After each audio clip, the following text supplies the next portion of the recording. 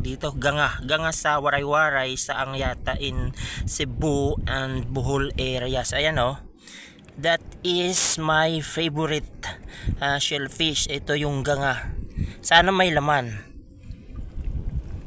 Ayan, may laman. So this is spider shell or spider conch or ganga.